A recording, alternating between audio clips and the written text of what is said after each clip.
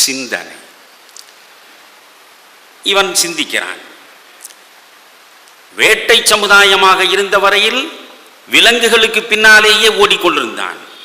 பசி அல்லது எங்காவது கனி காய் கிடைக்கிறதா என்று கானகத்திற்குள்ளேயே தேடிக்கொண்டிருந்தான். பசி.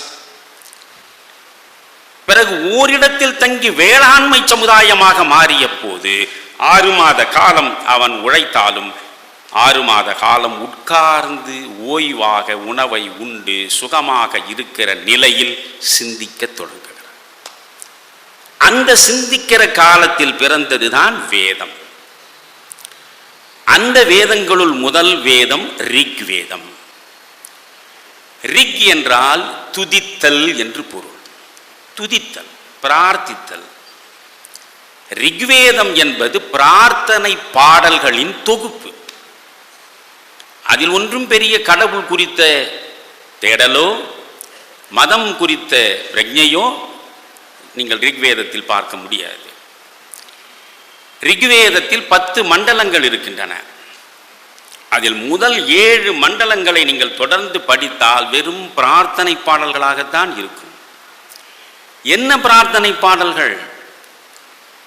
இறைவா எனக்கு வலிமையை கொடு, இறைவா என் வளர்ப்பு பிராணிகளுக்கு வலிமையை கொடு, இறைவா என் பிள்ளைகளுக்கு வலிமையை கொடு, இறைவா நாங்கள் நீண்ட நெடுங்காலம் வாழ்வதற்கு நீ அருளை கொடு.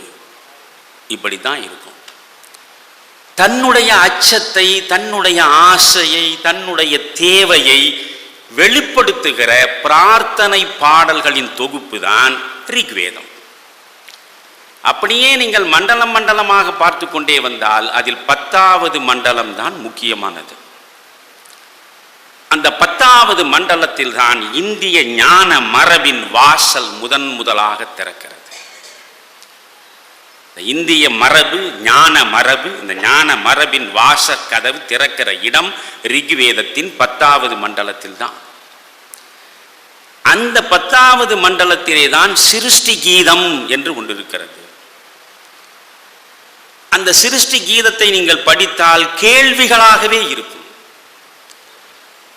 அன்றைய மனிதன் தேடி தேடி தேடி விடை காண முடியாத அந்த வினாக்களாகவே இருக்கும்.